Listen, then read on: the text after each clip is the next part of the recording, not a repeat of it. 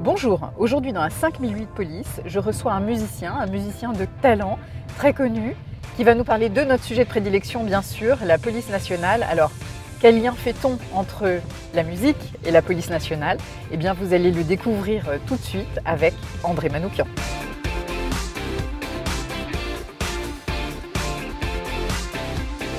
Bonjour André. Bonjour Sonia. Comment ça va? Ça va bien. Ça va bien. Merci d'être avec nous aujourd'hui dans la 5008 Police. Alors, quel effet ça vous fait dans une voiture de police avec moi? Pour l'instant, c'est très agréable.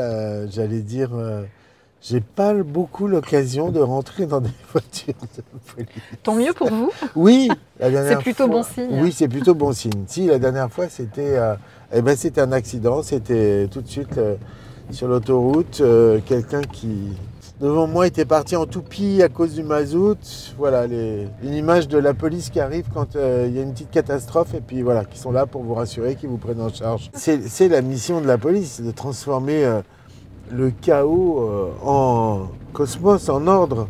On l'a vu notamment à une période où on était tous complètement traumatisés par ces attentats horribles qui nous ont touchés, nous aussi les musiciens, puisque ça s'est passé au Bataclan, en plein dans un concert. Donc voilà, toute la nation est traumatisée. Et c'est la première fois que je vois la foule qui applaudit les CRS, qui applaudit les policiers, parce que tout d'un coup on se dit mais finalement c'est eux qui nous protègent de ces cinglés, quoi, de ces cinglés qui mettent le chaos. J'aime assez cette analogie avec mon métier et votre métier, le fait de dire qu'on est dans un désordre ambiant, qu'on essaye de remettre de l'ordre, et finalement c'est un peu notre point commun. Mais également, nous avons des règles à respecter, des règles juridiques évidemment, des règles de vivre ensemble aussi, et puis des règles qui aussi sont faites pour que l'on puisse faire collectif. Mais vous avez des règles pour créer l'harmonieux, pour créer le son, pour créer aussi une composition, enfin ce que vous souhaitez donner et produire. Il y a des règles qui sont extrêmement précises. Et moi, je fais souvent l'analogie, parce que j'aime bien la montagne aussi, avec un skieur qui voudrait faire du freeride. Avant de faire du freeride, on fait du piquet. Pourquoi on fait du piquet? C'est quoi du piquet? Ça veut dire un slalom avec les piquets très rapprochés, où si vous le ratez d'un millimètre, vous êtes éjecté. Donc il faut bouffer du piquet, il faut avoir une technique implacable, il faut lire le terrain à l'avance. Le chemin vers la liberté absolue passe par la contrainte, passe par le travail et passe par des lois qu'il faut respecter.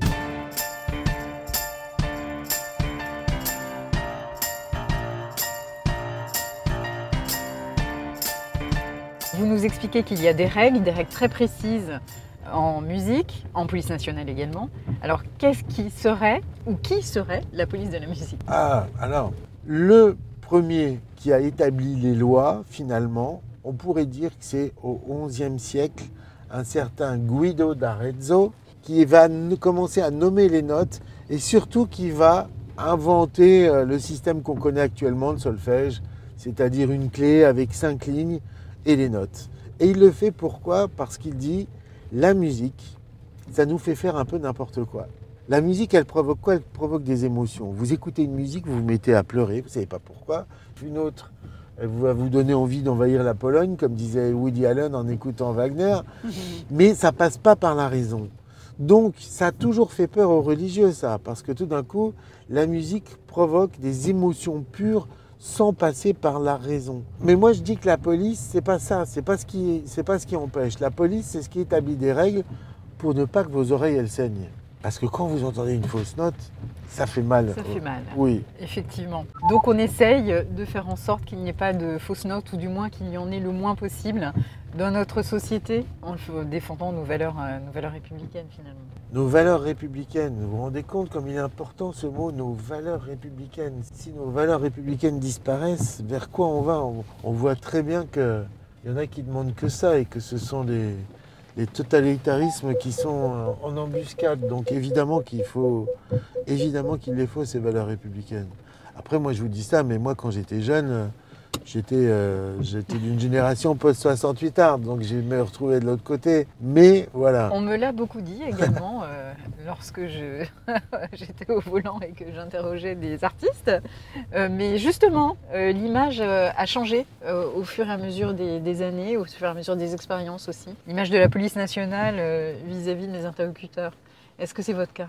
Mais oui, parce qu'après, on grandit. Alors moi, mes convictions, elles étaient quoi? C'était des convictions au fond humanistes et universalistes. Je m'aperçois que au-delà de la police, tout ça est mis en danger aujourd'hui, quoi.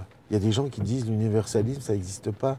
C'est le regroupement sur des tribus culturelles. C'est ce qu'on voit de plus en plus. Chacun a peur de l'autre. Alors que moi, Du communautarisme fort. Exactement. Alors que moi, je vivais dans une sorte d'utopie, mais qui était géniale et que je regrette pas.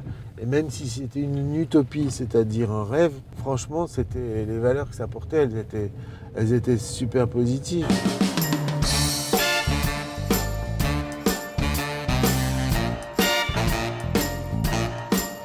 André, je suis musicienne, vous savez. C'est pas vrai? Je vais vous faire écouter 2 notes de musique qui me tiennent à cœur. Allez-y.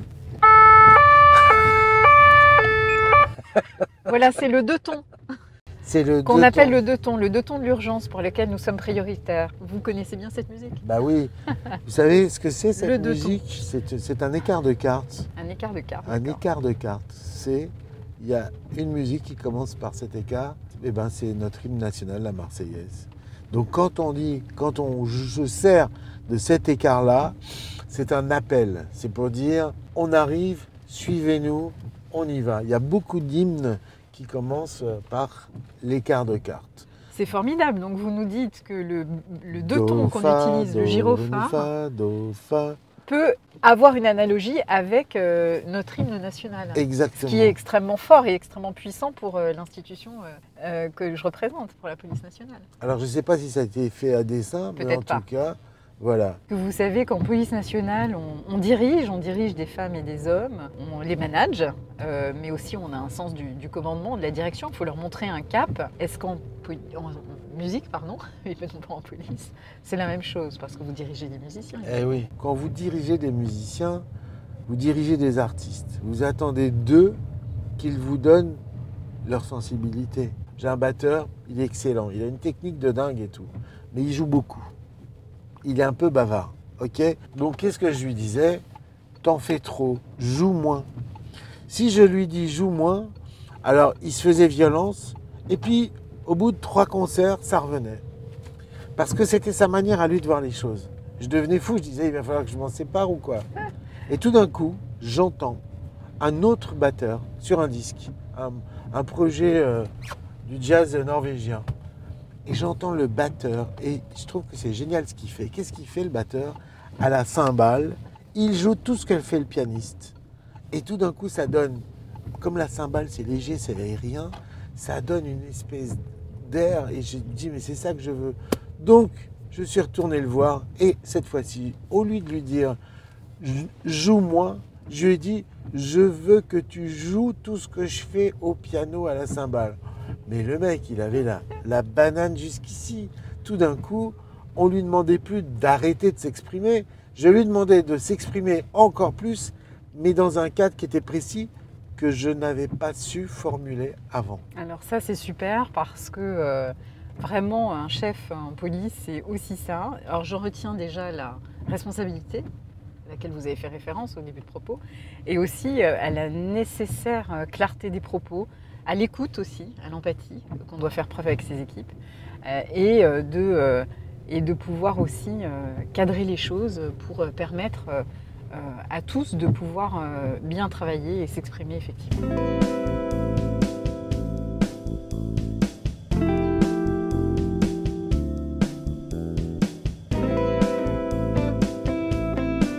En police nationale, on fait des enquêtes et qu'on essaye de les résoudre. Je pense que la résolution, ça vous parle aussi, vous, en tant que musicien. Quand vous étiez en enquête et que vous interrogiez les gens... En interrogatoire. En oui. interrogatoire. Oui.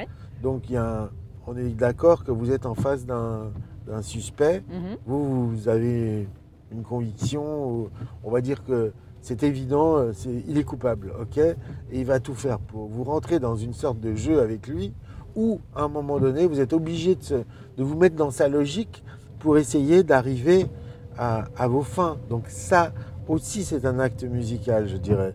C'est-à-dire de rentrer dans le monde de l'autre et d'essayer de construire un langage commun avec quelqu'un qui est un adversaire, puisqu'il est en train de vous cacher des choses et tout ça, pour arriver au but final. Et donc là, c'est tension, résolution. Clairement, et c'est une technique. Et je sais que vous utilisez beaucoup les techniques en musique, évidemment, pour pouvoir arriver à vos fins. Eh bien, c'est exactement la même chose. C'est une technique d'interrogatoire, une technique d'audition pour pouvoir arriver à nos fins. Merci André pour cet instant. Merci Sonia. Pour ce moment suspendu en 5008, police nationale. 5008. C'est une 5008. C'est une 5008. Et je n'ai pas précisé tout à l'heure où est-ce qu'on était, mais nous sommes à Vélizy.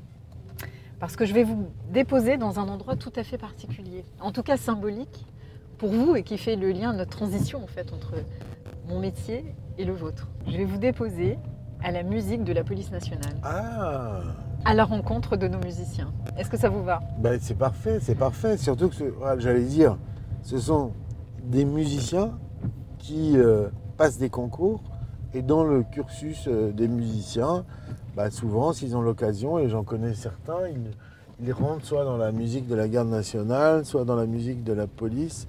Et voilà quoi. Et du coup, c'est des gens, c'est des vrais musiciens, mais qui sont policiers aussi. Et qui sont également policiers, qui ont des grades, etc. Ah, ils ont des grades? Oui, c'est très hiérarchique. Et ils peuvent exercer du pouvoir parfois? Le chef d'orchestre, je pense qu'il est commissaire, mais on va le rencontrer. Il est commissaire? Il va vous le dire. Ça, je ne savais pas. Et oui. Je vous dépose là, André. Vous me déposez ici? Voilà. Bien. On est juste devant ce site. D'accord. Qui est protégé, mais je les ai prévenus. Parfait. D'accord. Merci Sonia. Merci. À tout à l'heure. À tout à l'heure.